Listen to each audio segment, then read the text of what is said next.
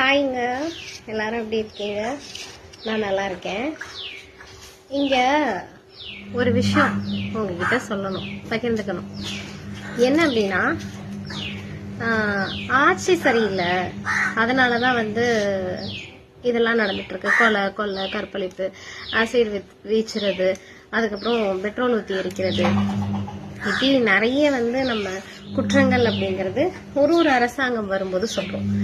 ஏடிஎம்கே ஆட்சி இருந்தப்பையும் இந்த மாதிரியான சம்பவங்கள் இருந்துச்சு, டிஎம்கே ஆட்சி இருந்தப்பையும் இந்த மாதிரியான சம்பவங்கள் இருந்துச்சு.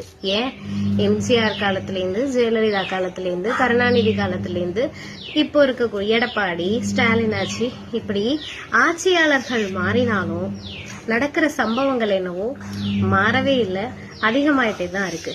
அப்போ ஒரு டைமும் நாளைக்கு வேற ஒரு புதிய கட்சி ஆட்சிக்கு வருது அப்படின்னாலும் இதே மாதிரி சம்பவங்கள். அப்போ கட்சி மாறிடுச்சு அப்படின்னா இந்த சம்பவம் எல்லாம் நடக்காதா? யாரும் யாரையும் கற்பழிக்க மாட்டாங்களா? யாரையும் கொலை பண்ண மாட்டாங்களா?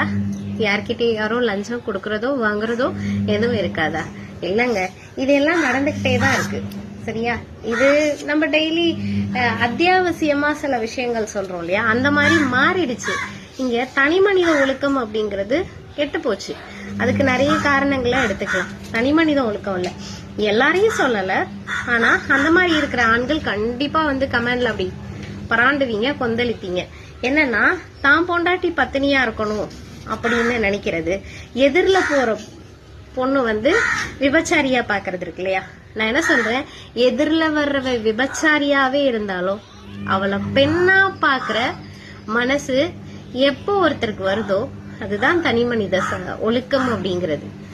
எதிரில விபச்சாரியே போட்டோம், அவ பெண் தானேங்க, அந்த கண்ணோட்டத்துல தானே அணுகணும். நான் சொல்றது சரின்னு நினைக்கிறேன்.